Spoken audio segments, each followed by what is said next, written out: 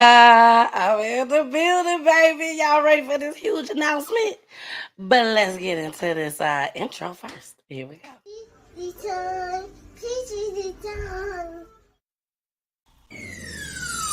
Let's talk about real life issues, love and relationships. Let's have a good time with the missus. Let's talk about celebrities. Let's talk about current events. Let's talk about things you don't see on regular TV. So join in on PGT time. PGT time. Tune in on PGT time. PGT time. Come join us on PGT time. PGT time. Join us on PGT time. PGT time. Yeah. But guess what? This is PGT time. On PGT time, we cover the black community. I don't give a damn what they do. If it interests me, I'm showing y'all. I'm showing y'all flat out. Flat out. Flat out. I'm showing y'all, baby. Yes, it's your girl, the missus. The missus with the kisses, baby. Mwah. Y'all, I forgot to put my gloss on. Y'all know how Mama Peach is. Mama Peach will get on here, and if I don't put it on, she'll call. She'll call Poolie. Tell Tennille to put on that lip gloss. Her lips look dry. Y'all know how Mama Peach is. Shout out to Mama Peach. Shout out to Mama Peach. I see y'all out there. I see y'all out there. Hey, Miss Joyce.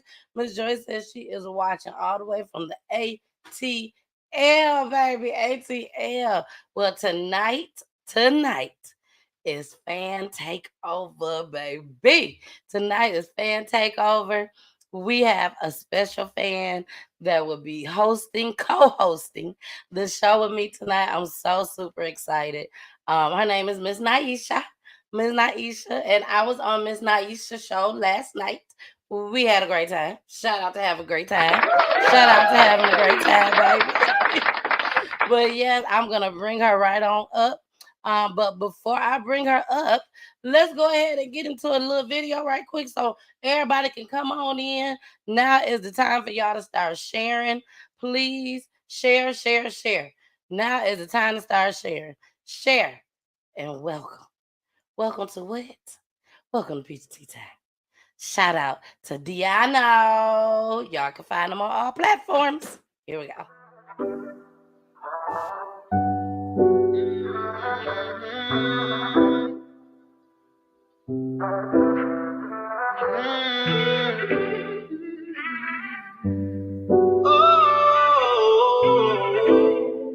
Yeah. I had dreams of being rich, dreams of being famous. Get up out the crib, tell my mama that I made it. I just wanna ride up in the Benz with a fine bitch, knowing that she's sticking by my side like a glue stick. I've been thinking about my life at night, looking up to the ceiling, to the sky, hoping that God can extend my time. It's a long road, I can't see the finish line. I'm in first gear, so I gotta go. Don't wanna stall, so I let off slow. Tryna find my heart, tryna find my home. Everyone around, but I feel alone. It's so hot outside, but I still feel cold. You had to rope it, and you had to let me go. Can't see my pain, but you can feel it in my soul. Playing these notes, hoping it resonate my soul. Yeah. I got voices in my head like I was Randy Orton. I can't stop hearing these words, they screaming out loud. Pour up a cup and drink away so I could drown it out. I feel it all up in my soul. It's a long road and I'm breaking down. Feel like there's shackles on my ankle. I can't move around, they keep weighing me down. I was fucking different people just to feel something. I was trying to feel the vibe and find some real love. I just kept wasting my time cause I ain't find none. Energy gone, don't feel it like I'm in first gear, so I gotta go. Don't wanna stall, so I let off slow. Tryna find my heart, tryna find my home. Everyone around, but I feel alone. It's so hot outside, but I still feel cold. You had to rope it, and you had to let me go. Can't see my pain, but you can feel it in my soul. Playing these notes, hoping it resonate my soul. Yeah. I got the designer on me, but I'm feeling alone. Everybody wanna try me, but nobody buy. They push me right to the side and pick the thing behind me. I typed it up in Google, but I can't find it. Looking for the answers why I got this pain in my chest. Stupid movies have me feeling like I would be the best. Disney movies that you feeling like you would have friends. I look around and I see no one. I had a smile up on my face cause I went on. Y'all shoot me up and spit me out like I was gone. Would you even care if I just gave all? No, no. Mm-hmm.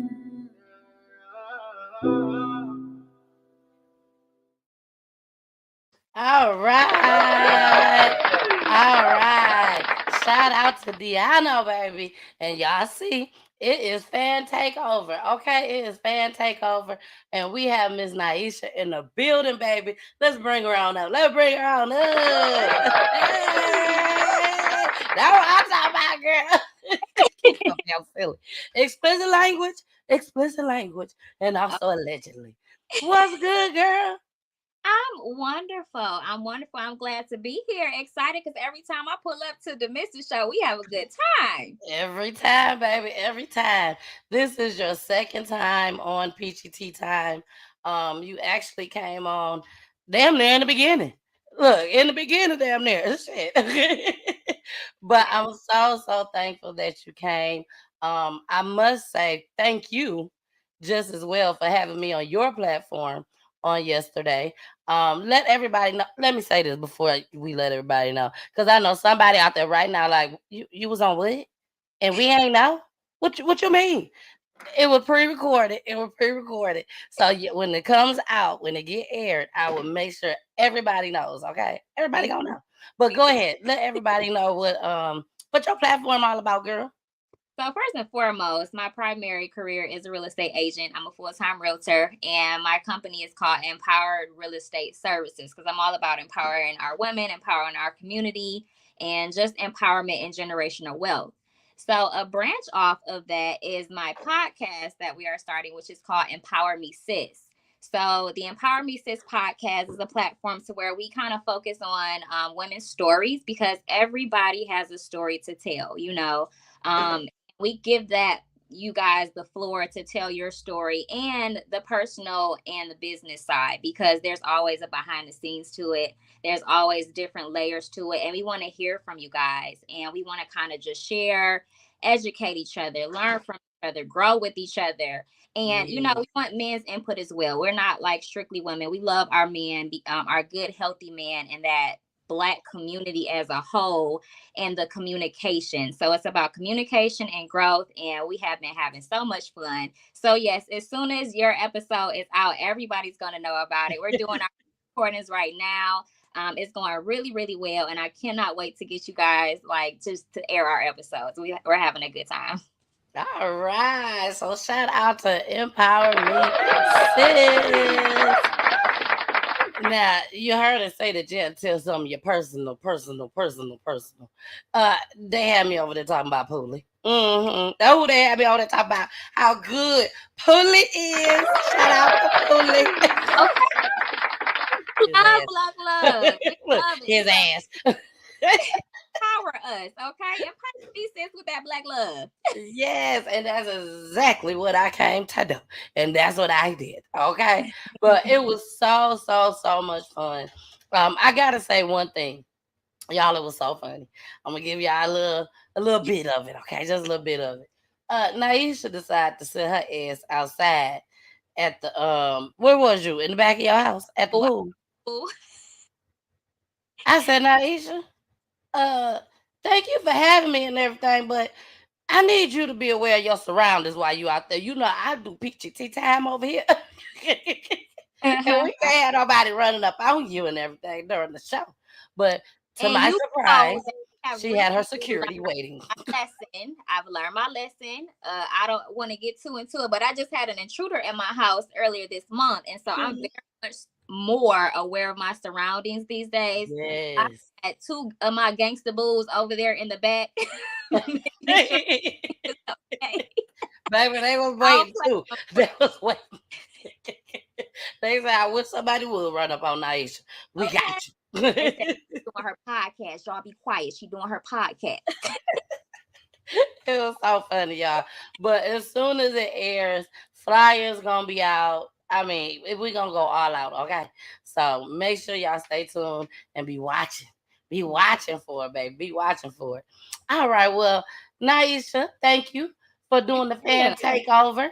And with fan takeover, it's not just for you to sit up here and co-host with me on the show. I also want you to make sure you plug your plugs in whenever you get the chance to, because you don't just do, like you said, a podcast. You're also a real estate agent. So whenever you get your little plug in, and I already know at the end of the show, we're gonna definitely make sure you get your plug in. Okay. Yes, ma'am. That's what fan takeover is about, baby. Take over and giving all her business. Okay. Real estate. Hey. Real estate. See, she already knew what to do. She knew what to do. Well, girl, let's get started. We gotta get into our fair usage first. Saginaw, Michigan, baby. Saginaw, Michigan. Let's not forget, I have a huge announcement for y'all tonight. We're gonna get into a few clips first, but please know, it's a huge announcement. I want everybody, if you are watching right now and you are from Saginaw, Michigan, please tag somebody right now from Saginaw. Okay? Tag somebody right now from Saginaw and let them know the Miss Peachy, whatever you want to call me, Tennille. I got a huge announcement for everybody. Okay. All right, do that for me. Until then, let's get into our fair usage. Here we go. Warning. Federal law allows citizens to reproduce, distribute, or exhibit portions of copyrighted motion pictures, videotapes, or video discs under certain circumstances without authorization of the copyright holder. This is called fair use and is allowed for purposes of criticism, news reporting, teaching, and parody, which doesn't infringe of copyright under 17 U.S.C. 107.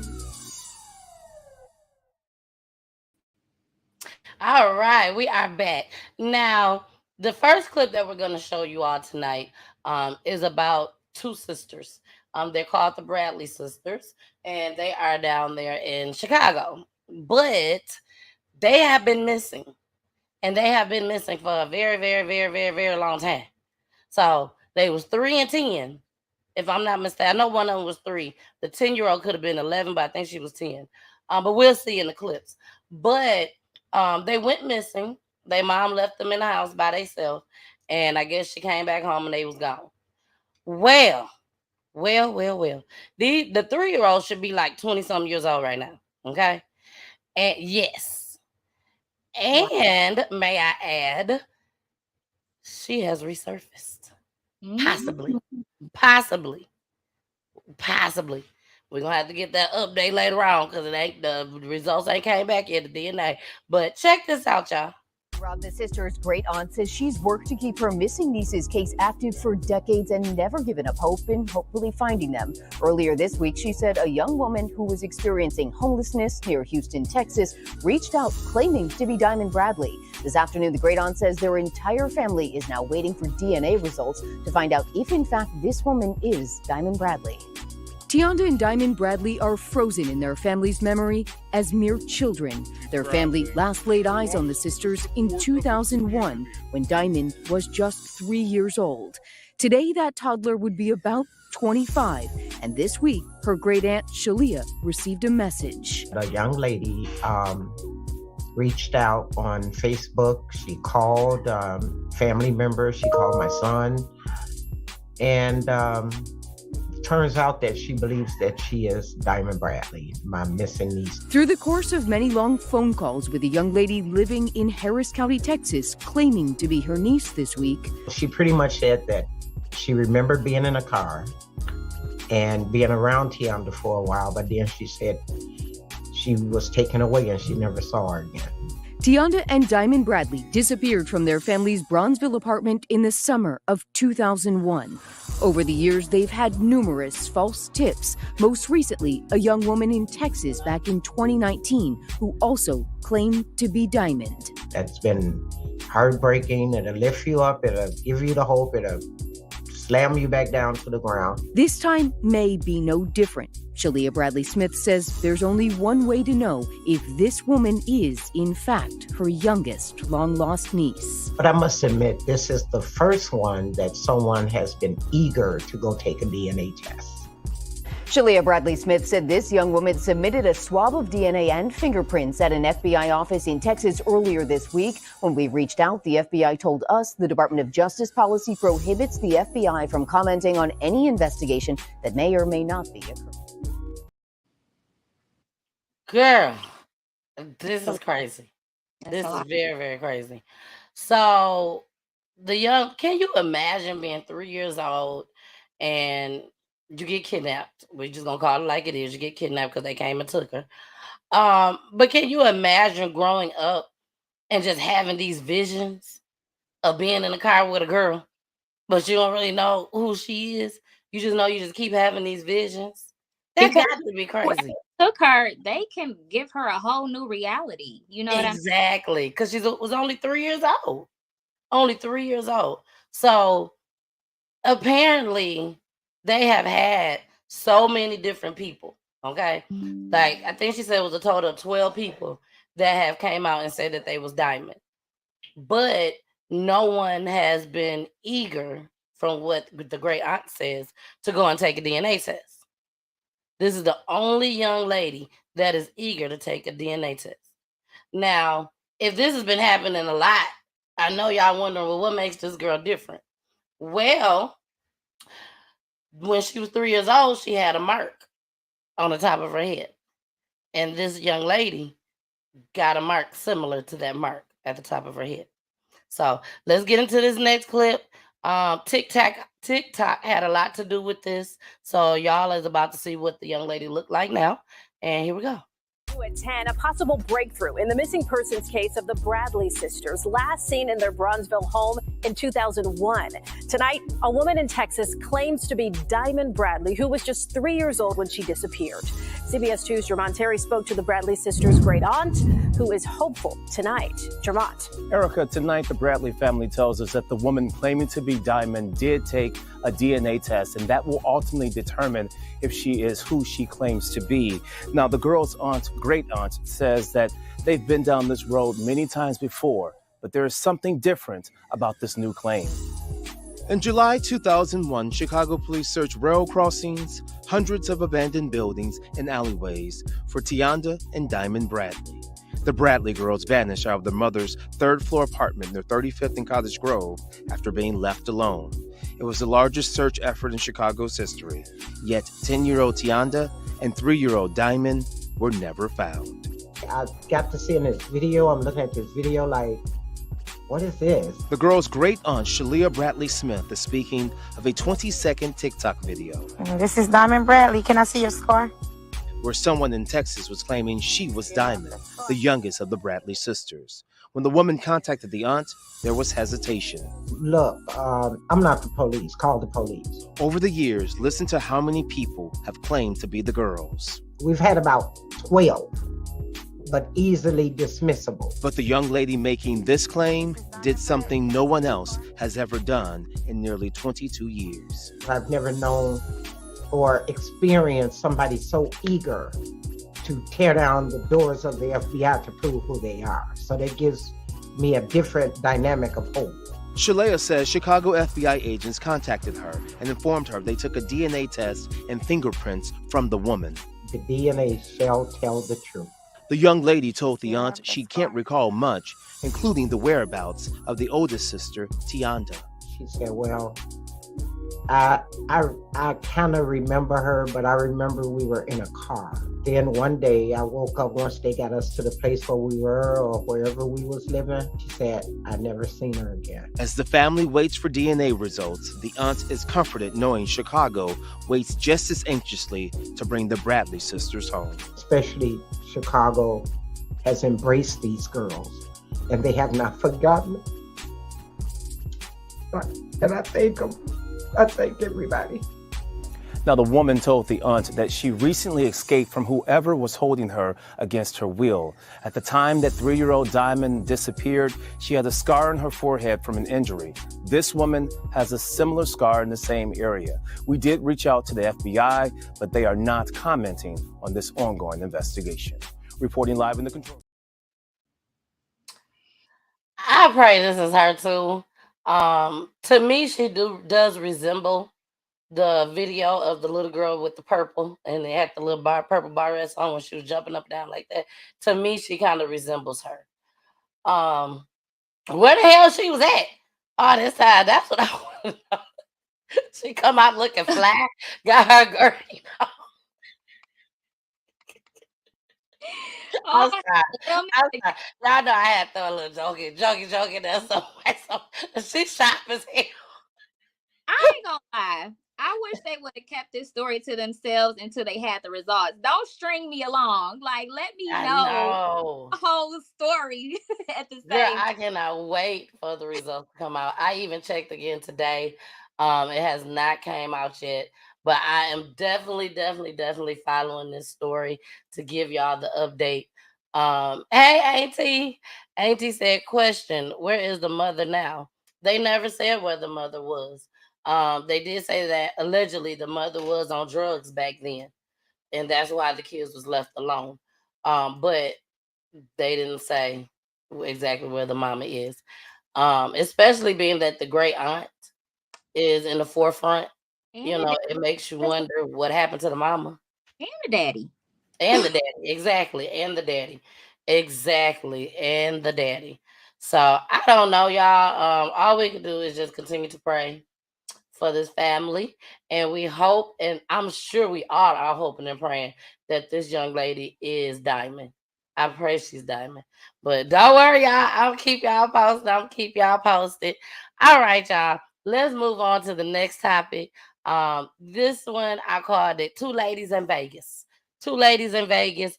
After Two Ladies in Vegas, we will be back after we give our commentary, and we are going to tell our huge announcement. Yes, to Saginaw, Michigan. Y'all don't know how excited I am for this. I am so excited.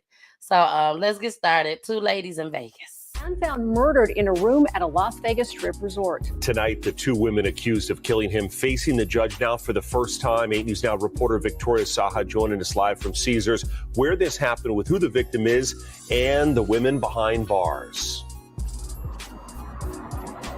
Yeah, Brian and Denise, still so many questions tonight as to what led up to the shooting, but what we do know is that the man who was killed had invited the two women up to his room right before being shot.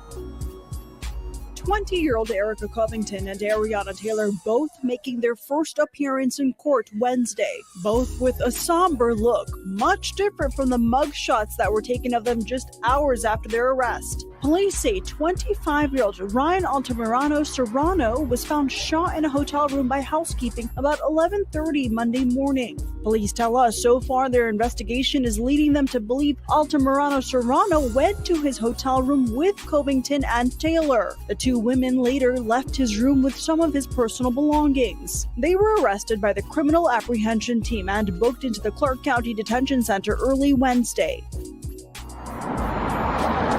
The two women do remain in jail tonight without bail, and they will be back in court on Monday. Both of their family members were actually present in the courtroom, but they declined an interview. Reporting live near Caesars tonight, Victoria Saha, 8 News Now. Victoria, thank you. Covington and Taylor facing several charges, including open murder, conspiracy to commit murder, as well as robbery.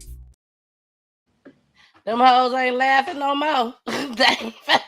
they find that shit funny when they facing the judge. Little girls. Like that saying don't go for them. Everything that happened in Vegas does not always stay in Vegas. Baby. You done took the man money out the Caesar's Palace. You didn't go to the Red Roof Inn. You went to the Caesar's Palace where they got all the cameras at, everything. I know y'all didn't get that far. I be sometimes when they do the things that they do. You know? I don't understand. I just don't get it. Like, they said they didn't even make it that far, y'all. They didn't even make it that far. They was caught within the same day, allegedly. It ain't got the nerve to smile in their mugshot. Like, y'all think y'all going home? Y'all ain't going home. Y'all are residents now of Las Vegas jail on y'all way to prison. Because y'all want to steal somebody's money that don't belong to y'all. Or his And thought it belongings. was cute. They obviously thought it was cute. You know what I mean? And they probably, I'm sure they've done it before. Mm-hmm. This is Yeah. not the first time at all whatsoever, Naisha. This ain't the first time. Well, it's about that time, y'all. It's about that time. It's about that time for that huge announcement. So let's get started. I thought to myself, I said, I'm gonna tell them this huge announcement. You know, should I just tell them on the show? You know, should I wait till so many people come in and just blurt it out and tell them? And I was like, nah, y'all know I like to be a little extra. Y'all already know. Look at now, you should. Yeah. I like to be a little extra.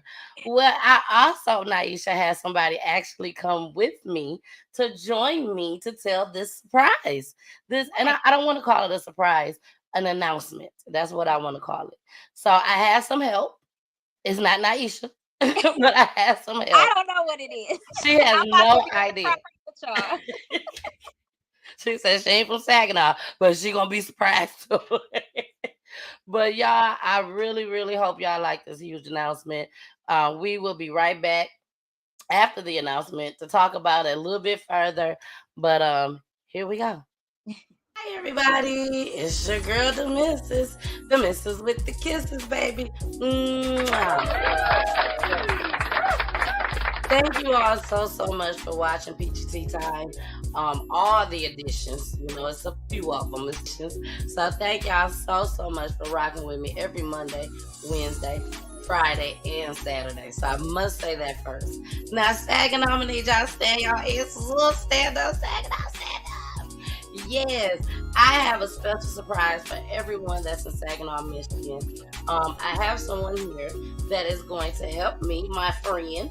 She's going to help me give this wonderful surprise out to each and everybody there in Saginaw. So let me go ahead and bring her up so we get to going, baby. Miss Fashanta. Hey, Fashanta, boo. How are you, gorgeous? Good. How are you, Neil? The Miss. I am wonderful. Yeah, y'all know all my peoples back at home in Saginaw, they do not call me Miss Peachy or the Mrs. unless they met me on the show, okay? Now, me and Fashanta, we go way back, baby. Way back into time, okay?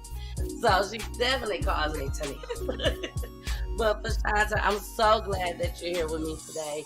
I have a special surprise, and I just thank you so much for being here and helping me tell this surprise to everyone in Saginaw, Michigan.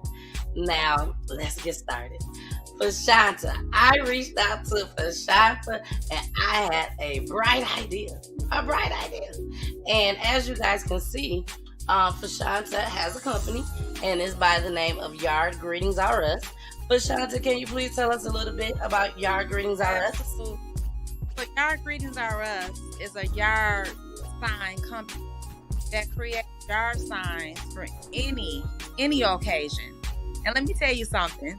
Most recently, I had a request for a yard sign for a divorce. This particular lady was celebrating a divorce. So when I tell you it's a company that was set up for any occasion, it will be for any occasion. So with that being said, Saginaw, you all will be getting, for the month of June, July, and August, your family will be getting a memorial in your yard. I love you all so much. All right. That is the huge announcement. What I decided to do with Peachy Tea Time, starting with my hometown, Saginaw, Michigan. Everyone knows that my show is about crime in our Black community. And it's a lot of crime that goes on in Saginaw, Michigan. So what I decided to do was I reached out to Fashanta and I asked Fashanta if she would actually go out and put the signs up in one family's yard, okay, for the month of June, July, and August. They will have it in their yard for one day, for 24 hours. She will come, she will set it up. It's going to look gorgeous. You will also have a keepsake, which is a picture of your loved one who you are representing on that day, and you will get to keep that just as well, and it will be part of the sign. So again, shout out to Peachy Tea Time, because it ain't got nothing to do with me, baby. It's bigger than me. It is bigger than me. So shout out to Peachy Tea Time. Shout out to Yard Greetings Are Us. And we want you guys to nominate a family, okay? We want you to send in letters. You can start sending them in right now. DM me. You can text me. You can inbox me. What's next? Email me. Either way, just send me a letter. It doesn't have to be long. If it's one paragraph, that's fine. Just pour your heart into it. That's all I ask, is that you pour your heart into it and you send in these letters, okay? Send in these letters. It's so, so important. So again, thank you to Yard Greetings Are Us. The first family will be chosen for next month, which is June, and then we will do it again in July and August, which will be a different family for each month. Now, this is something that is not just going to happen this year in 2023. This is something that we're going to continue to do every single year, okay? Every single year for those 3 months, June, July, and August. Girl, them the summer months, okay? Them the summer months, girls. So we gonna tackle this in the summer, okay? My divorce signage. Girl, I said, oh my God. This woman said, get her a divorce sign, baby. A divorce sign. I said, I done heard it all. But yes, I'm so, so excited. Look, Auntie said, amen, amen, amen. Now, you will be contacted. If you don't mind, I think that's really beautiful, because the memory of our loved ones, we try to find ways to give them their proper goodbye or their proper moment, their proper appreciation and respect. So I think the way that you guys are doing it is really, really beautiful, and I'm so happy to hear what you guys got going on. Thank you so, so much. Again, the importance to this is just to bring awareness to Saginaw, Michigan, that we have not forgotten these loved ones. They are still up there watching over every single body that's around and that has been surrounded by them. And we just want to put a smile on a loved one's family's face. That's what we want to do. So hopefully your family will be the lucky family for 2023. It will be 3 different families again for the month of June, July, and August. I'm just happy. I'm happy to do this. I'm so, so happy to do this. I really am. Now, Fashanta gonna come out. She's gonna put the sign up. She's gonna take a picture. She's gonna probably do a little video. She's gonna send everything to me. I will be showing it on PGT Time just as well. So, baby, y'all get ready. Make sure y'all yard good. I'm gonna need y'all to make sure y'all grass is cut.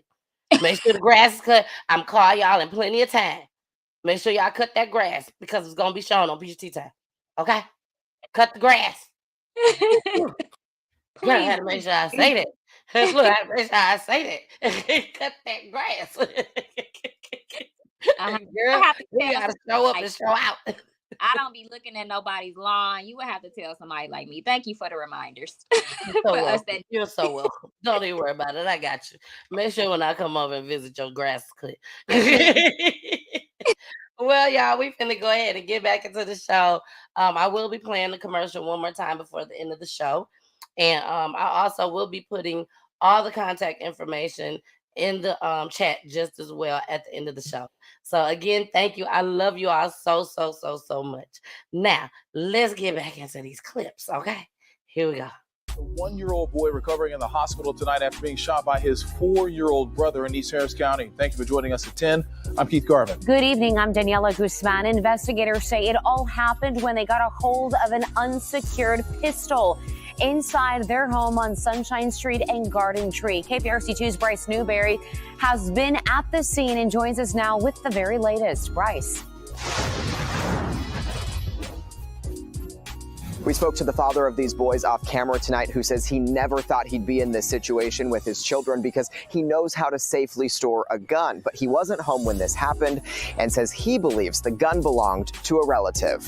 Harris County Sheriff's deputies descended on this Sunshine Lane home around 4:30 Tuesday afternoon. A 4-year-old had found an unsecured weapon inside the house, and while playing with that gun, shot the 1-year-old sibling in the lower left leg. The toddler quickly taken to the hospital for surgery. As crimes against children investigators started looking into what happened. Determine why the gun was unsecured and how was he able to get that gun and manipulate it and fire it. The boy's father told us off camera they were home with their mother and her family members when they got a hold of a pistol. He believes curiosity got the best of his 4-year-old. 4-year-olds, 5-year-olds, they're inquisitive.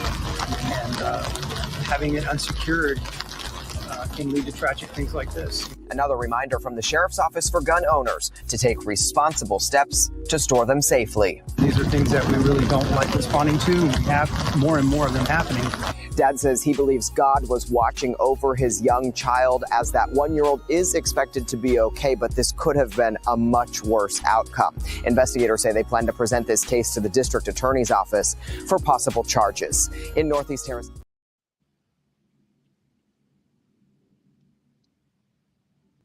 We ain't on mute. We trying to gather our thoughts together.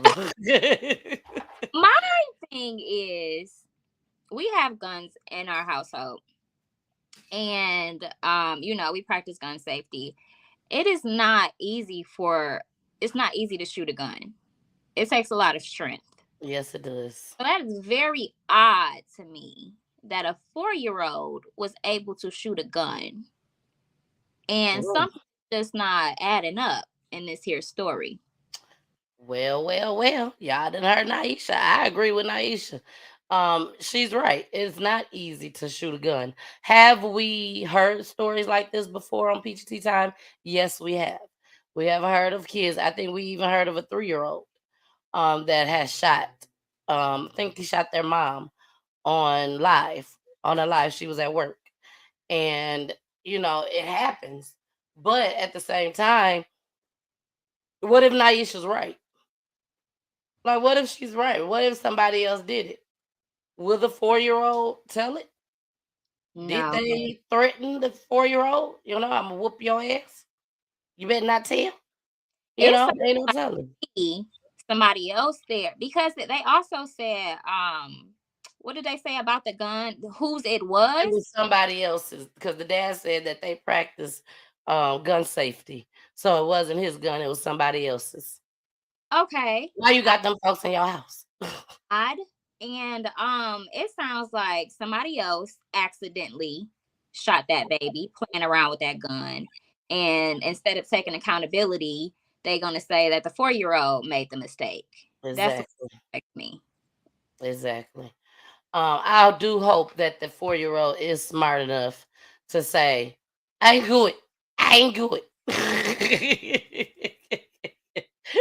hope he's smart enough to say he ain't damn do it. Shit. Auntie said, OMG, sad if people's gonna have guns in the home, put them up and put a safety lock on them. This is happening too much. Yes, they should have had to go through too many things in order to even pull a trigger. That just does not make sense. And if that child was doing that long unattended, exactly, it's not adding up. Exactly. Like a 4-year-old, you need to pay attention to a 4-year-old. If they quiet for longer than 2 seconds, you need to be trying to figure out why they so quiet. Exactly. I have a 5-year-old, and when she's too quiet, I'm questioning what's going on. What you doing back there? I have a baby crib for my 2-year-old, the kind little fancy you put her inside, and I'll know she's in there, and I still have to go check on her after a while. Exactly. Because children, are inquisitive. They are inquisitive, and they, can get over stuff. But as somebody that's responsible for the children, I just cannot see how that situation was able to happen like that. very odd to me, and it was within reach. Generally, if you are someone that has guns and you know children are in the home, they're not somewhere where children can get them. Exactly. They were able to get the gun, get the safety off, pull the trigger, point it at the 1-year-old. If it was a safety on it. If there was a safety on it. There was a safety on it. Exactly. And I want to make sure that I let everyone know gun locks are free. You can go right down to your police station and get a free gun lock, and they will give it to you. So let's start utilizing that. You want everything else for fucking free? Get that for free. A gun lock. Put it on there and just hope and pray nobody come break in your house. Yeah. You gotta take the gun lock off. Then take the safety off. Then put the bullets in there. I mean, it don't make sense to me either. It don't make sense to me. But hey, if this is the line, this was going to keep our children safe, do it. Just do it. Just do it. So let's move on to the next clip. Naisha, it's a lot of mothers out there that got these kids and not doing what they're supposed to do. And then you got the fathers that want their kids, and the state take them through hell and back to get their kids, regardless of what the mama going through. You know what I'm saying? So I want y'all to hear this story about this father that's fighting for his daughter and have been fighting for her for 5 years, since she was 2 days old. Here we go. Dad is still fighting for his daughter after an adoption agency took her away just 2 days after she was born without his knowledge or his consent. Yeah, for years, court records confirm his desire since day one to raise his daughter. Tonight, I-Team investigator Kylie McGivern looks at the battle unwed fathers can face over parental rights, who determines what's best for a child, and the Florida laws that allow this to happen. Okay, this is my daughter's room. This has been her room since she was a newborn baby. Ulysses Carwise prepared a room for his daughter, his little girl, who may never come home. Books I was going to read, spot those. The bed unused, closet empty. We end up giving most of the stuff away because she outgrew it. The baby he loved from the day she was born. I'm her father, her real father. I'm not trying to adopt I'm her father. Is now 5 years old. This one right here, let me see this. This one is the baby pictures. In the hospital, the baby tested positive for cocaine. Her mother, Nikita Adkins, was using drugs, according to documents from the Florida Department of Children and Families. Carwise wanted the baby to come back home with him, but not Adkins. So I went back to Nikki. I said, where the baby at? And she said, well, I'll put the baby up for adoption because I was angry at you, she said. And I said, you did what? Carwise told DCF he wanted his daughter, but the 35-year Hillsborough County School Board employee needed to prove he was the father because he and Adkins weren't married. When the test came back, they said it was 9.5, 99, something like that. The baby was mine. I said, okay, well, it's over then. Thinking that's it? That's it. It wasn't. The fight for his daughter is still going on. Just give me my child. I've been saying that the whole time I've been going to court. Give me my child. I don't need y'all help. Give me my child. And they won't listen. The adoption agency, Bethany Christian Services, and prospective adoptive parents, referred to only as Katrina and William Doe in court records, took Carwise to court in Orange County to terminate his parental rights, arguing that he had abandoned his daughter because he did not financially support her while she was not in his custody. After the trial, it took the court nearly a year to rule. His rights were not terminated, but Carwise's daughter stayed with Katrina and William while they filed an appeal. As months turned into years, his little girl grew more attached to the only family and home she knew. And now she thinks they are her parents. The couple that wants to adopt her call her by a different name. He wishes she could call him Dad. All she knows is I'm Mr. Ulysses and I say her nice stuff. That's it. Initially, Carwise had in-person visits every week at an Orlando mall.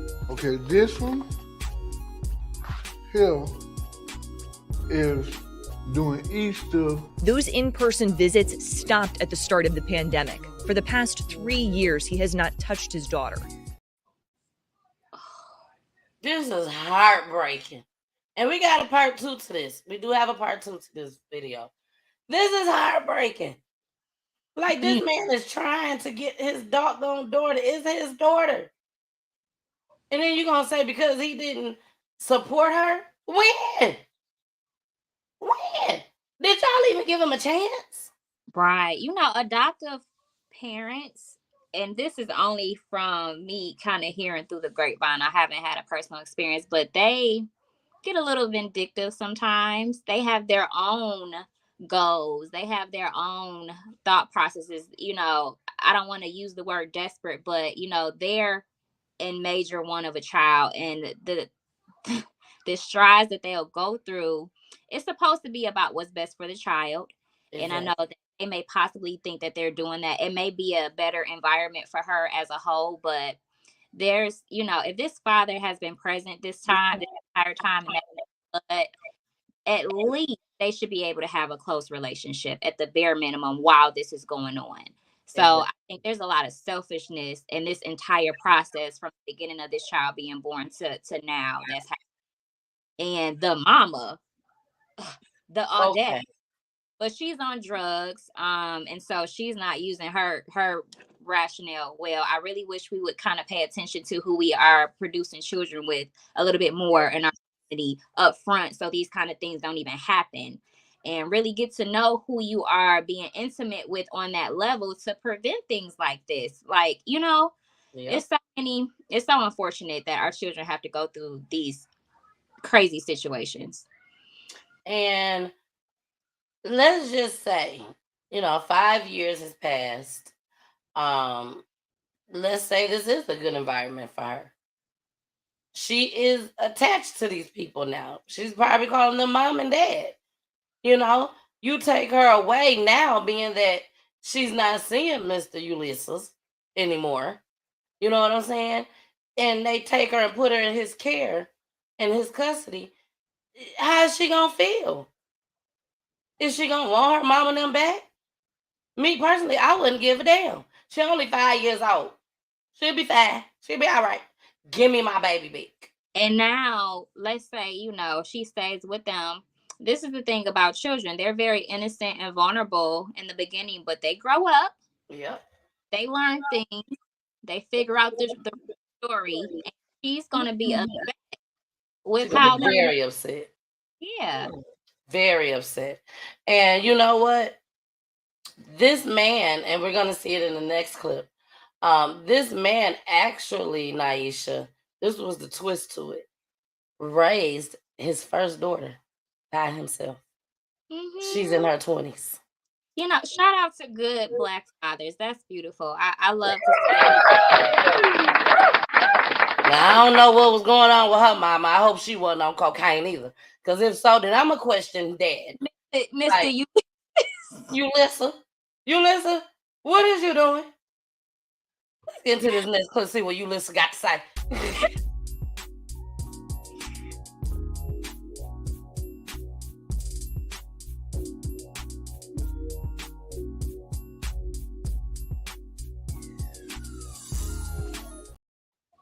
Well, y'all, we won't be getting to clip number 2. And I'm like, I'm waiting for it. I am so sorry, y'all. I am so sorry. I know what I did wrong. I definitely apologize. I will be getting that second clip. Okay, I will be getting that second clip. I gotta figure it out. But let's get into this commercial right quick.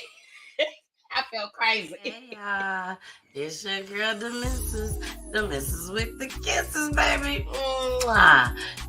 Y'all enjoying the show? Is y'all enjoying the show, baby? We are getting it in each and every Monday, 9 p.m. Eastern. We are on Roku TV. Make sure you subscribe to my YouTube page. Make sure you follow me on my Facebook pages. And also follow me on Twitch and IG just as well, baby. Each and every Monday. each and every Monday, where I'm solo dolo, baby, unless I got a special guest. But I love y'all so much. It's so important that you share these videos. So please continue to share. I love you all. Bye. We are back. Let's go ahead and get into another story.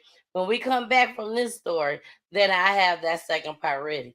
Here we go. Total chaos in Chicago. Total chaos. Weekend of family fun at the annual Armed Forces Carnival in Tinley Park, but that fun was cut short. The carnival was shut down after a chaotic flash mob involving 400 teenagers unfolded, causing police to cancel the final day. CBS 2's Andrew Ramos has video of that chaotic scene and reaction from those forced to head home. Now, families who came down looking to take part in the final day of festivities of the Armed Forces Carnival here in Tinley Park were met with this, an empty parking lot. We're told police shut it all down in an effort to avoid a repeat of the chaos that unfolded 24 hours earlier. Chaos and violence erupts at the Armed Forces Weekend Carnival Saturday night. Police say it was sparked by 400 teenagers brought together by social media, creating a flash mob situation intended to cause mayhem.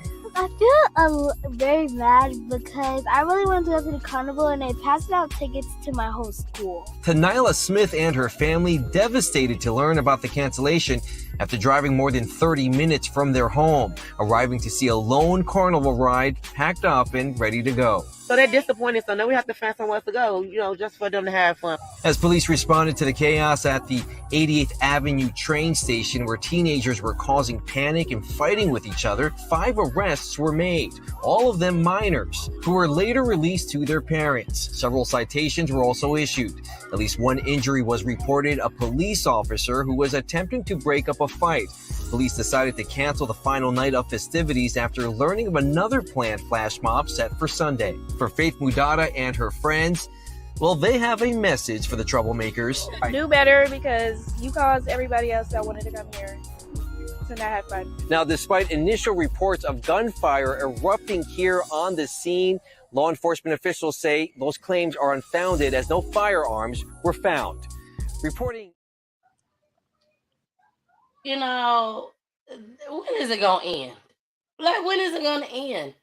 Just imagine how much money was lost. Not, I mean, people got hurt too, I'm sure, and let's not forget about that. But let's look at it from a different standpoint. All the money that they put into these doggone carnivals.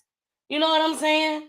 People pay their money to come to these carnivals. They ain't getting their money back because y'all decide to act a fool. And trying to have a good family day. Exactly. You can't even do that nowadays. I was laughing when they said they pulled up with the roller coaster packed up. Baby, they knew where they was at. They had lights ahead. Rope around it. They was about to go. They were about to get the hell out. Thank God no gunshots, occurred or anything like that. No one was shot or anything like that. But still, look how reckless they was. A baby could have been in the way. They could have knocked the baby over. They could have trampled people. It really could have been ugly. What was the purpose of that? What were you trying to accomplish? What does that do for you? 400 kids, Carmen. Hey, Carmen, boo. 400 kids. Why do y'all? Where's y'all parents at? Where y'all Why parents? they just dropping y'all off and they know stuff goes down? In Chicago. In Chicago at that. I ain't dropping my kid off no doggone where. I will go with you and we will have a good time as a family. Because it's a family event anyways. And you should know your kids because sometimes your kids, well, I'm just trying to go have some fun with my friends. You know your kids is bad. You know your kids be up to no good. You know your kids be into some mess. And you know your kids don't need to be with their even badder friends. No. Exactly. But no, they let these kids do whatever they want to do. For whatever reason. Some is fearful of their kids. Some just don't care. Take them to You jail. know, and some just want them out of their hair. Take them all to jail. Take them all. Take all their little asses. All 400 of them. And then go get their mamas and daddies. Let's not forget them. All right, y'all. So this is the second part. Hopefully I can get it to play the whole thing. So here we go. Touched his daughter, seeing her once a week on a Zoom screen. The adoption agency, Bethany Christian, told us for the confidentiality and privacy of our clients and families, it is not able to speak about this ongoing case. That's my family. That is my child. They're not saving no child. They are harming a child. The prospective adoptive parents filed a new lawsuit in Hillsborough County. It's all over again. And Another petition to terminate his parental rights. it's just getting difficult. Okay? It's getting real hard.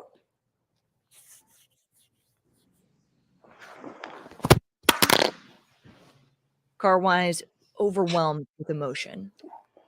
That's the first time it hit me hard.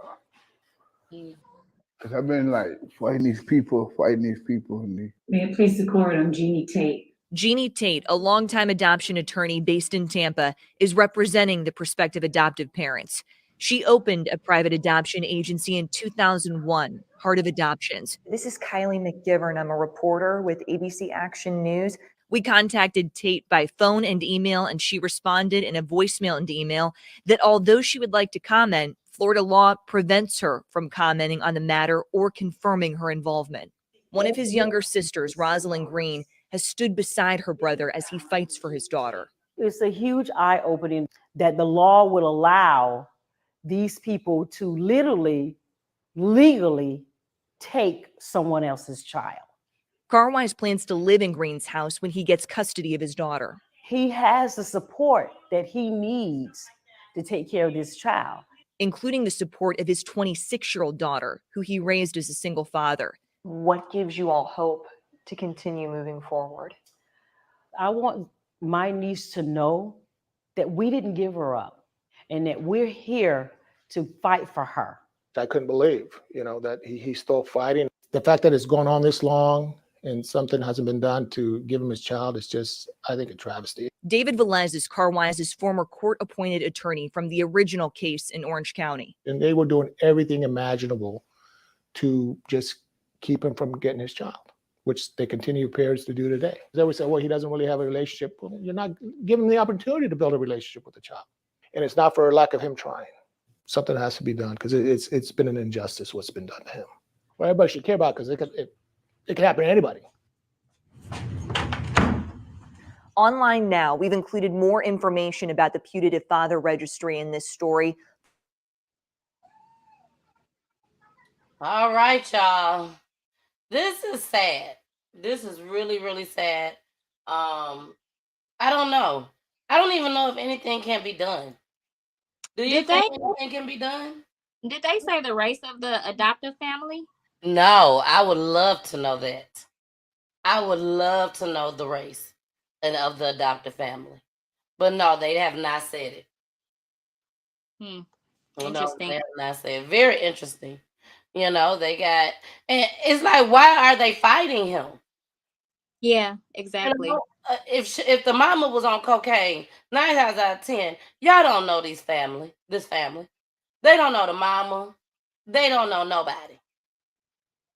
I don't know. That's unfortunate.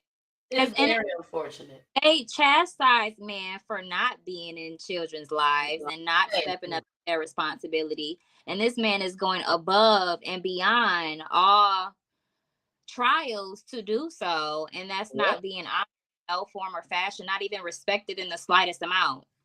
Exactly. Naisha, my computer is frozen up on me. So I'm going to have to restart my computer right quick. Okay. But can you go ahead and basically let everybody know more about Empower Me, Sis, and also your real estate. Your real estate as well. Absolutely. I'd love to. So, again, Empowered Real Estate Services is really here for our community as well. The reason that I got into this business was my personal experience. I was previously married and I found myself at the disposal of other people and not being able to move forward because of that. So I kind of changed my mindset and really got myself to a place of being able to take care of myself. And I wanted to help other mothers, other women, other people in my community, other entrepreneurs, other people do the same thing. On this journey, I've learned a lot about how valuable ownership is, using our equity to really build on our personal portfolios. And then a lot of things with us is just lack of knowledge. Sometimes we just don't know how to move forward in this process. And it's just as simple as a conversation with the right people sometimes. So what I like to do is just educate you guys, have a conversation, let you know some things that you may not be aware of, give you the different options that may work for you. And then when you're ready to move forward, then, you know, again, I'm here, or if not, then I've given you the knowledge that I have in order for you to take the first steps of at least starting that journey. And even if you're not ready now, I really do encourage that conversation, because along this process of you getting ready, there may be things that you could be doing as well to kind of prepare yourself for that moment that you are. Knowledge is never going to hurt anybody. So I just encourage the conversation of knowledge, the conversation of growth.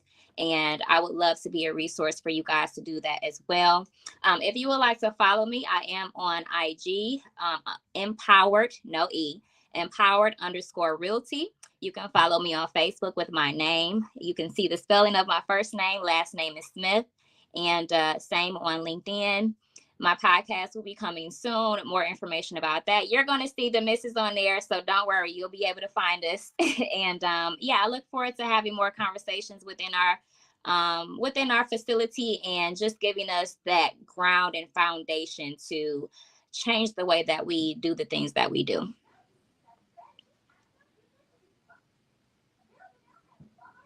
I'm not sure if the missus is still here or if you guys can still hear me. Okay, she's all right. I'm back. Can you see me? Yes, we can see you. Girl, as you guys can see my green screen. I literally had to come back and use my phone. Okay. Yeah, so I had to use my phone. I'm still able to play the clips. Thank God. Well, there's a way. Yes, you know, the devil trying to be busy. I don't know what's going on with my computer. It's making all type of noises right now. I don't know. It won't even come back on, but hopefully it'll come back on real soon. But I do want to make sure that I play this clip before we leave. This was The River. It's called The River, about the two young boys that was in the river that was found. So here we go. Family is heartbroken. They are devastated, but despite their sadness, they are pushing for answers about his final moments. It wasn't like Alpha Barry to wander off after school. That's what his family says. The 11-year-old boy was pulled from the Hudson River Saturday, more than a week after he and his friend, Garrett Warren, went missing. The body of Warren, who was 13, was recovered by the NYPD Harbor Unit 2 days prior. Though the physical search is now over, Barry's family members say there's still so much they don't understand about his death. Garrett was found several blocks out on the East River by Madison Bridge. And Alpha was found 102nd Street and Riverside Drive on the West Side Highway. Totally two different water bodies. Barry's uncle, Amadou Diallo, says the family was unaware that the two boys knew each other. They attended different schools and did not live in the same borough. Barry lived in the Bronx and Warren in Harlem. Diallo says the family only learned that there was a second boy missing after seeing surveillance camera footage that placed Barry and Warren together at the same Harlem fish market, one of the last times they were spotted alive. It is just unimaginable that those kids would start playing around to take themselves to the water, looking at the wall, the fences surrounding the East River. On Saturday, the city's medical examiner told Pix 11 that Warren's death was ruled an accidental drowning. On Sunday afternoon, the office said the cause and manner of Barry's death are pending further study following an initial examination. In his Morrisania neighborhood, members of the African community who had helped for days in the search visited his grieving mother and 5 siblings. His older brother, Ibrahim Diallo, says their mother is shattered. No matter what I do, when a mom loses a child, there's no comfort that can come with that. So this is one way to help her comfort with that is to figure out what exactly happened, what happened to her child. He says Barry would call him often to ask about math problems. Their last conversation was about his school Mother's Day project. The middle schooler was looking forward to making his mom feel special and was known to help her with all the chores around the house. He had dreams of being an engineer. This is someone who had a lot of potential. Those potential we would never be able to see it. So we asking for everyone in the community to come together once more and help us figure out what happened. We want clarity and closure. The only way the closure is going to come in is when we get the clarity. What is the clarity we mean by is how did they get to the water? So, Kaidi, Barry attended religious school on weekends, and tomorrow night, Monday night, the mosque here on 3rd Avenue in the Bronx will be hosting a special prayer service in his memory. And then the following day, Tuesday afternoon, his charter school in Harlem will also be hosting a prayer service for that community. A missing boy from Harlem. The NYPD recovered the body of Alpha Barry from the Hudson River this morning. Plus, a new hub for asylum seekers at the Roosevelt Hotel. How that facility is taking pressure off the Port Authority. Good evening, everyone. I'm Sandra Bookman. And I'm Joe Torres, and we begin with the breaking news that we have been following all day. A tragic end to a devastating story in Harlem. Police believe they have located the body of the second boy who disappeared last week, 11-year-old Alpha Barry. Alpha and his friend Warren Garrett disappeared last Friday. Warren's body was found in the East River on Thursday. Now Alpha's family wants answers about how the boys died. Eyewitness News reporter Morgan Norwood is on the Upper West Side. Morgan? You know, Joe, as you mentioned, certainly heartbreaking and not the outcome that the family of Alpha Barry had been praying for. Remember, for days they were holding out hope, even after the death of the 13-year-old. But you're right, tonight they have questions and they want to know how this happened. Riverside and 102nd Street wrapped in crime scene tape this morning as crews made the grim discovery the family of Alpha Barry had been dreading: the 11-year-old's body pulled from the surface of the Hudson River. The discovery sent friends and family flocking to a mosque in the Bronx, weeping in agony, embracing each other, many in shock. A kid of his size cannot jump that fast. You know what I mean? How did they get to that area? That's a question that needs to be answered. You know what I mean? So was someone pushed in? Because we don't believe that could be just for curiosity. You know what I mean? What happened? Who was kidnapped by someone else? We don't know. Today's outcome mirrors Thursday's discovery on the East River. Alpha's friend, 13-year-old Garrett Warren, pulled from the water after hours of searching. Everybody's overwhelmed with grief at this time. Garrett and Barry had been missing since Friday when the pair passed under a surveillance camera near a playground at 143rd and Lenox. Well, that night, someone reported seeing 2 kids fall into the nearby Harlem River. But after an extensive search of both the river and the neighborhood, the 2 never turned up. Barry is being remembered tonight as a charming and loving boy. He attended the Democracy Prep Public School in Harlem. The school writing, "We are devastated to learn that Alpha Barry is no longer with us," adding he was a funny, bright, witty, inquisitive, and brave child. Loving, very close to mommy, always helping mommy do the work at the house.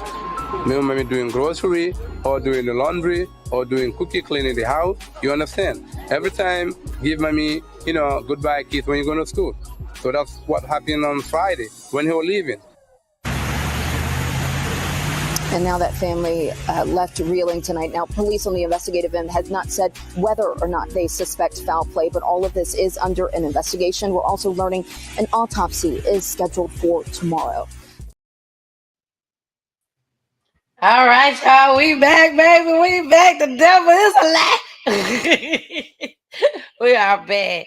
Now, this right here, one of the things that got me with this one is that the family didn't even know they was friends.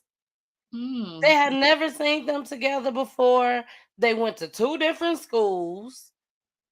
Like, how did they even link up with each other?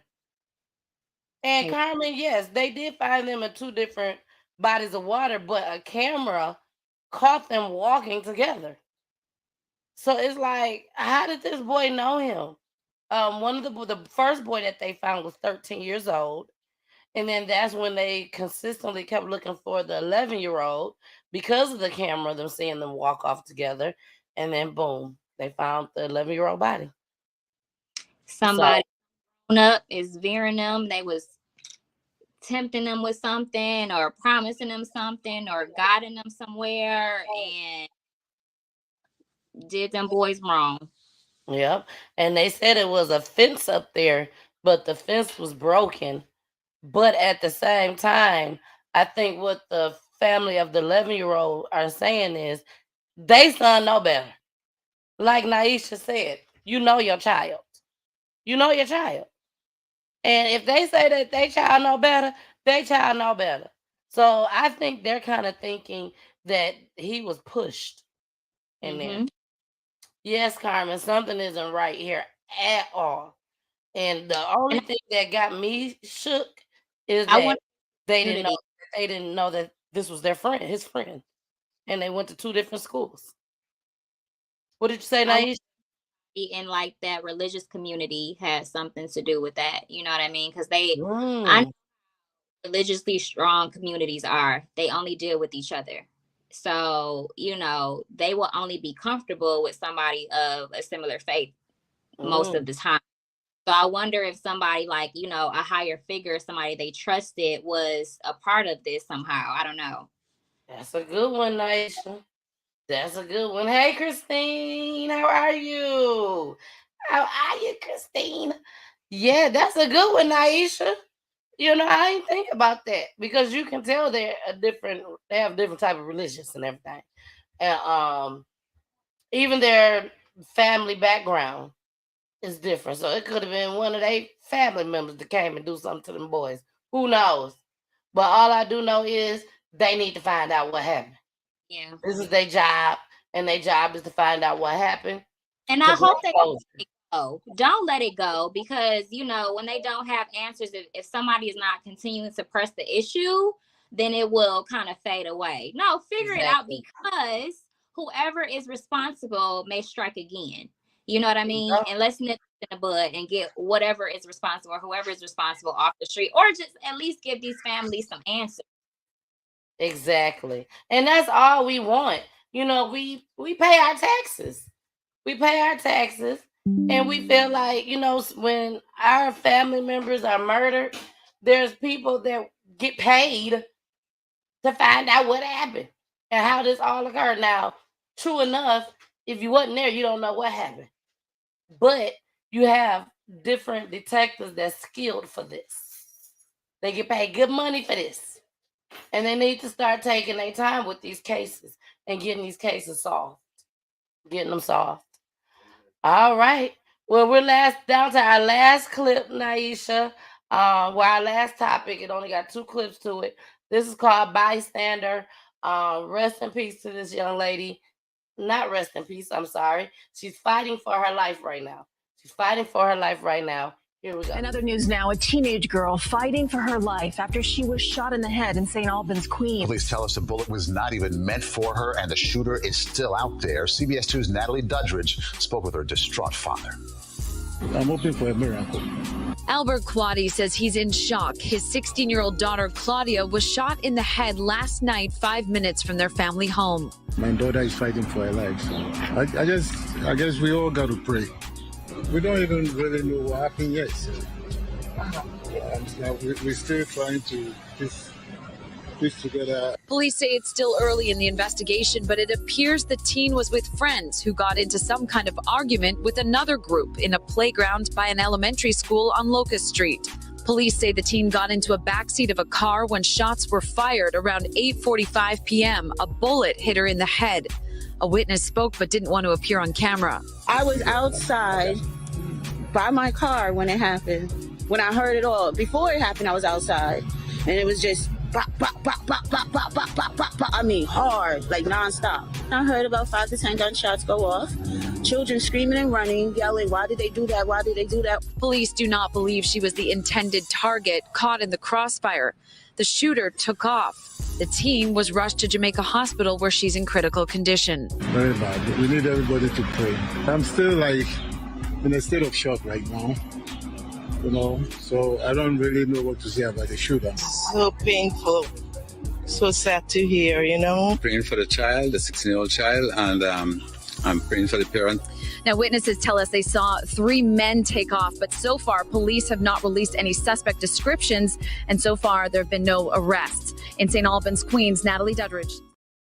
With a teenager shot in the head while she was sitting in a car in Queens. It happened outside of school last night in St. Albans. Police believe she was not the intended target, and the shooter remains on the loose. We just received this photo of the victim, 16-year-old Claudia Kwate, who is a 10th grader at Queens High School of Teaching, and her father tells us that doctors say she is now brain dead. Eyewitness News reporter Derek Waller has the story. We're standing on Lucas Street here in St. Albans, and neighbors who live here tell me this is a pretty quiet street. And we've now learned that the shooting actually started over here in this playground. And now a 16-year-old innocent bystander is in the hospital in critical condition. I thought it was fireworks, and it was not fireworks at all. It really was gunshots. And here's the proof, a bullet hole in the windshield of this Hyundai Venue. That bullet struck a 16-year-old girl in the head. Police say she was just minding her own business in the back seat. That is extremely scary. And for you to hurt a child, a female 16-year-old, you really have no heart. You don't care what you do to somebody else. This neighbor didn't want her face on camera, but tells me just before 8:30 last night, the playground behind PS 15 was full of children and adults enjoying the warm evening when someone started shooting. It's about 5 to 10 gunshots go off in the park, and children just screaming and running very fast, saying, oh my God, why did they do that? Why did they do that? What the hell? This is crazy. This morning, detectives from the 113th precinct began trying to track down video and witnesses. Investigators think it started with 2 groups shooting at each other, and the teen got caught in that crossfire. It's the kind of violence longtime neighbors haven't seen here in decades. I've been here for past 12 years or so. I've never heard anything like this happening around here. I'm sort of shocked to know that this happened, especially with the school, but then I'm grateful that it happened after school hours. Thankful more children weren't shot as that teen girl fights for her life at Jamaica Hospital. Well, my prayers goes out to the child and her parents, and I hope that they do get the person that did it. And right now, police are still looking for the gunman. If you have any information, they want you to call Crime Stoppers, 1-800-577-TIPS. That just don't make no sense at all whatsoever. I mean, it's getting worse and worse. All them kids that was out there, I'm sure it was a lot of them. Like he said, thank God school wasn't just letting out or nothing like that. But I'm sure it was a nice amount of kids out there. Any of them kids could have got it. Any of them. And the people just don't care. They just shoot just to shoot. And like I say all the time, ain't nobody going to the gun range. Not these kids, because they ain't old enough. They ain't old enough. And if they is old enough, they still ain't going. They just shooting just to shoot. Reckless. Very reckless. Let's get into these comments. Very sorry for her. I hate this. We need our young people. Yes, we do. Who gonna be over us? Who gonna be over us? The ones that shooting. We don't need none of that. We need to start talking, y'all. We need to start saying stuff, getting these people off the streets. BG said ridiculous. Too many shootings.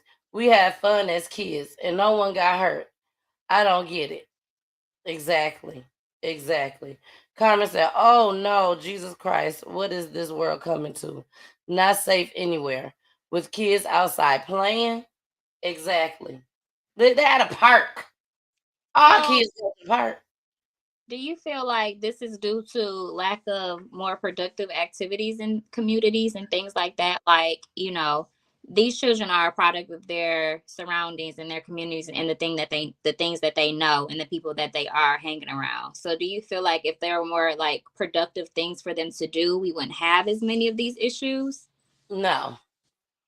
Okay. And the reason why I say that, because some of these same kids is tearing up these different recreational centers and stuff.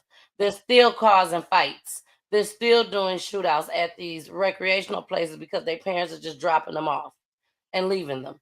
I think it starts within the home. That's what I think. If your kids is hanging around kids that you know ain't good, stop them. Move them to another environment if you can. If you can. If you can't, keep their little asses in the house. If you can't find a new set of friends, stay in the house. That's simple. And if your child is those kind of friends, then I don't know what to tell you. I don't know what to tell you. Send their little ass to jail. Send them to jail. Send them to juvenile. Get their little asses off the street. We don't want them here.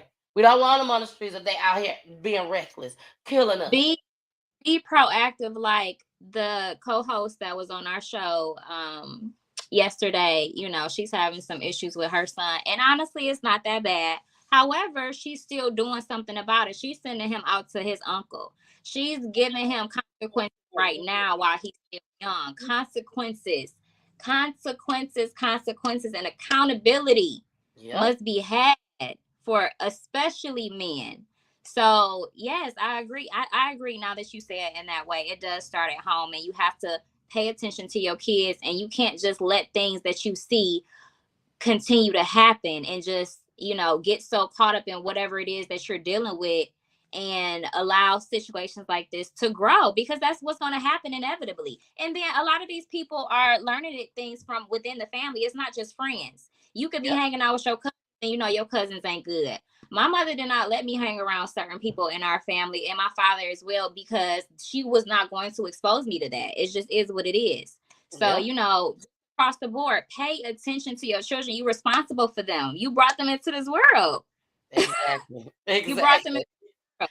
It don't take a rocket scientist to figure it out. You would think it does. Jeez.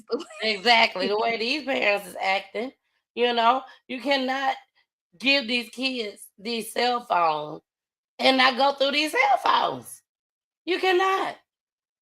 Forget a privacy. They ain't got no privacy. My son locked the door. He's 8. I took that doorknob off. You don't lock the doors. Thank you. Don't even close the door. Don't even close your door. Your door stay open. I look through his text messages. He uses my spare phone. I look through those text messages. I text the group. I am watching y'all.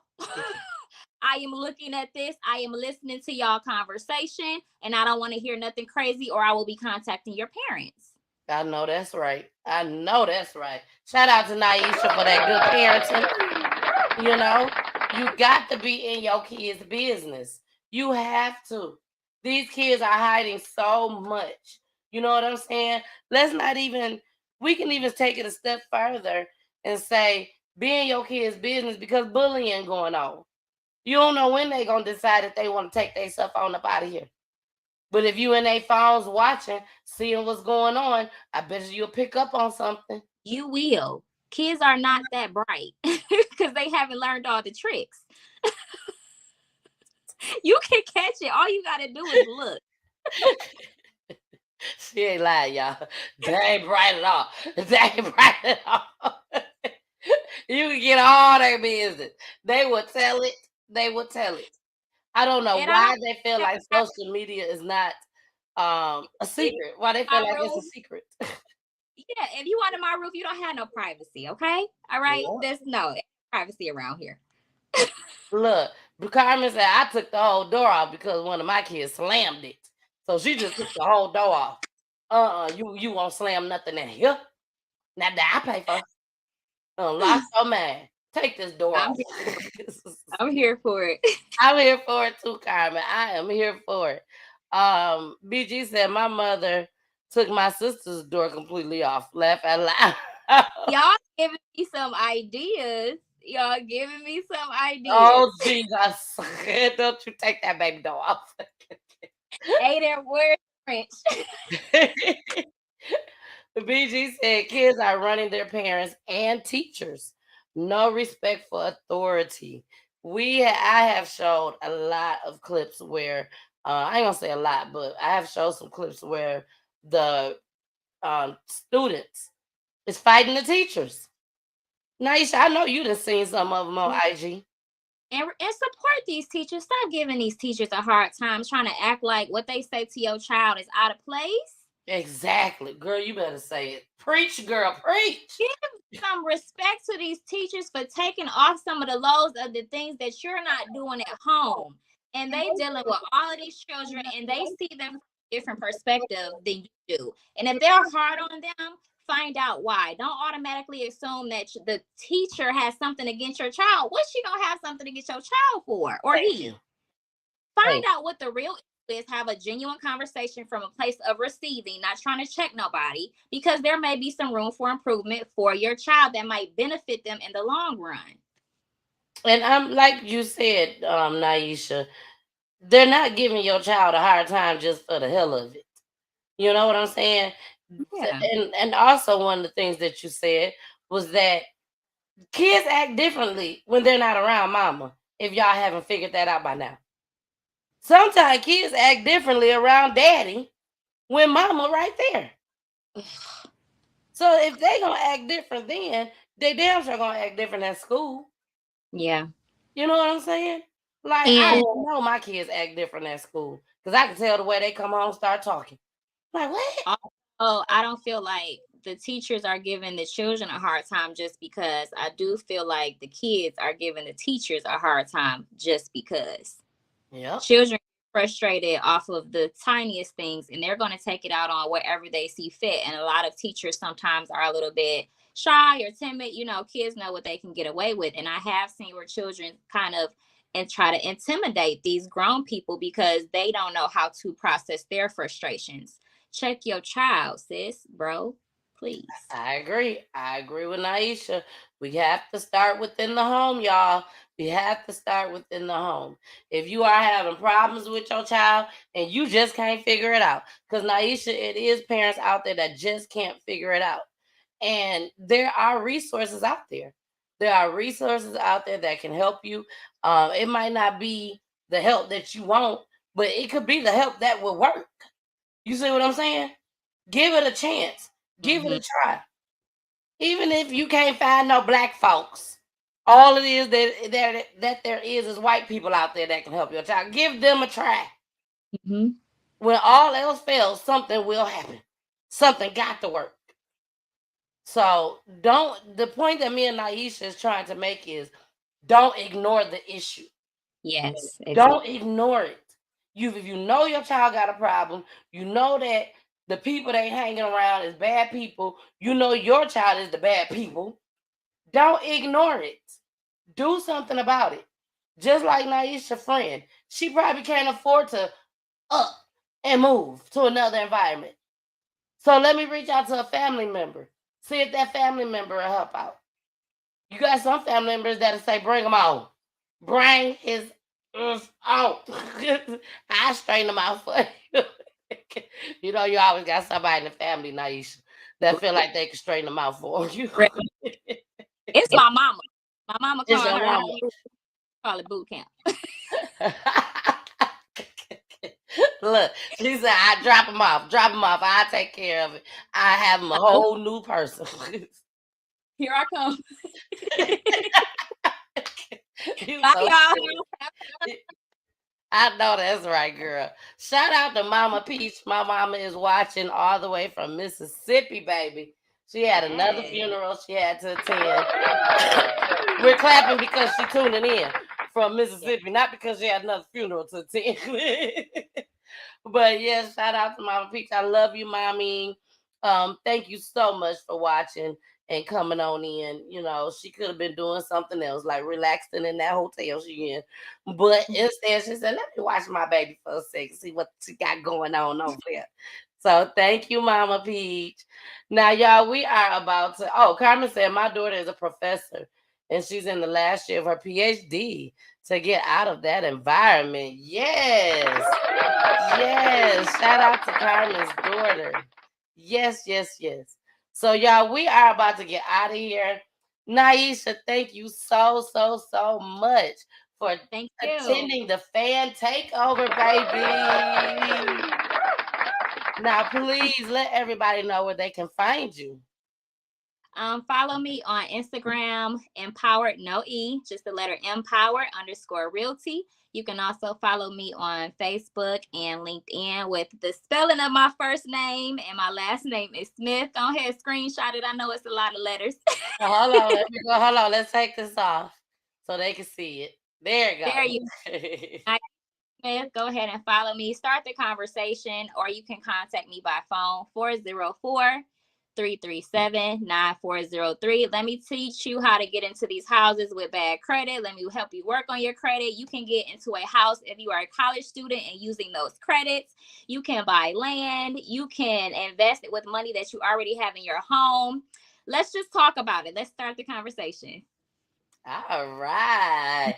Carmen said, I enjoyed the fan takeover. Yes, thank you so much, Carmen. I hope y'all enjoyed it. Now we are going to go ahead and play again the big, huge announcement, the Saginaw, Michigan, from Peachy Tea Time, and also from Yard Greetings Are Us, who will be helping me out with this. So I love you, Fashanta.